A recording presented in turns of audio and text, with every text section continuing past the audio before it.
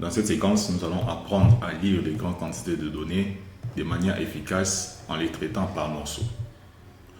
Pourquoi on doit les traiter par morceaux? Pour éviter de les charger en mémoire. Et nous pouvons déjà retourner dans notre espace de travail pour voir comment est-ce qu'on peut lire les grandes quantités de données. Pour lire les grandes quantités de données, il faudrait d'abord, premièrement, créer un fichier qui va contenir ces données. Ça sera message.test. Test. Voilà. Ici, nous allons mettre une grande quantité de données. Et ici, je vais prendre un lorem. Ça sera peut-être 10 lignes. Voilà. Je le prends ici, je le copie. Et puis, je viens les coller dans message. Voilà nos données. Je les ferme. Maintenant, nous allons aller dans index.js pour créer et lire ces données. Tout d'abord, nous allons importer notre fichier file system, donc fs, constante, fs, ça égale require, on importe les fs, point virgule. Maintenant, nous allons créer notre readable stream. Nous allons créer constante readable stream. Readable stream, ça égale à l'importation du fs, file system. Et maintenant, on va créer notre readable stream. Donc, on va créer notre readable stream.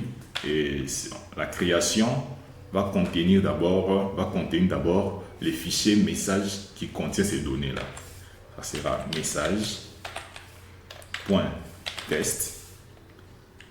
Et le deuxième élément que nous allons mettre dans les parenthèses, ça sera l'encodage. Pour éviter encoding, ça sera encoding. Je dois ouvrir les parenthèses, voilà. Encoding, 2 points. J'ouvre les underscore utf8, voilà. Voilà. Et je ferme la parenthèse. Ici, nous avons créé notre readable stream. Maintenant, ce qu'on va faire, on va maintenant écouter l'événement. On va maintenant écouter l'événement data. Donc, on va écouter l'événement data pour recevoir le morceau des fichiers. C'est-à-dire quoi? C'est-à-dire, nous créons notre data. Et ces data-là va nous permettre de faire la lecture de ces fichiers. J'ai fait readable stream qu'on a créé dans la constante. Ça sera .on. On, ça sera égal à data. C'est pour ça que je vous ai dit, on va maintenant écouter l'événement data pour recevoir le morceau des fichiers. Et nous allons appeler chunk. Voilà. Chunk. Que chacun prononce à sa manière. Chunk. Chunk. Chunk, en réalité, ça contient un morceau de 16 octets du fichier. Donc, chunk. J'ouvre les accolades. Voilà, je vais afficher un message. Je vais afficher un message. Console.log. Ça sera chunk reçu. Voilà, et puis on va retourner chunk. Voilà. Je m'explique. Voilà. Ici, je laisse un peu d'espace. Voilà.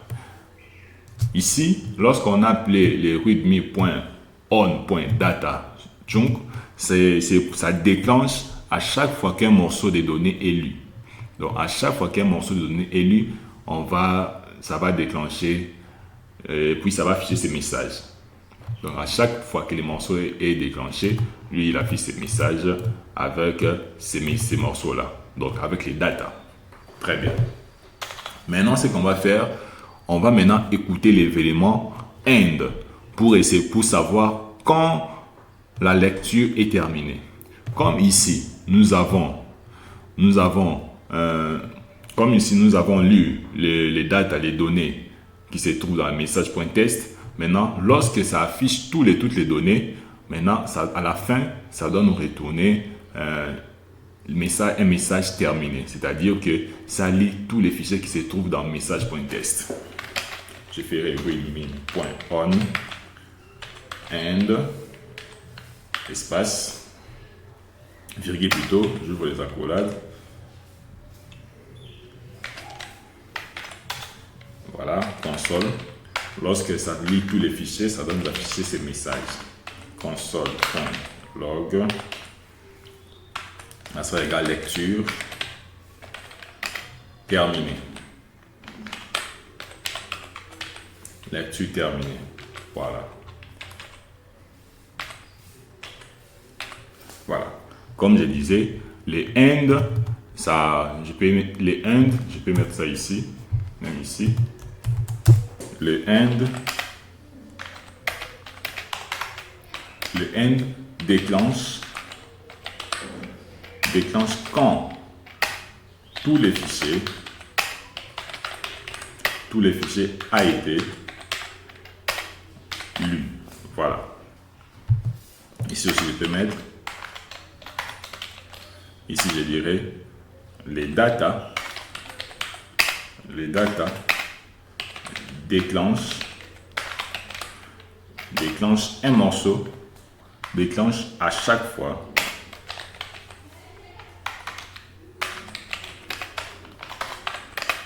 voilà, merde, le clavier me joue des tours. À chaque fois qu'un morceau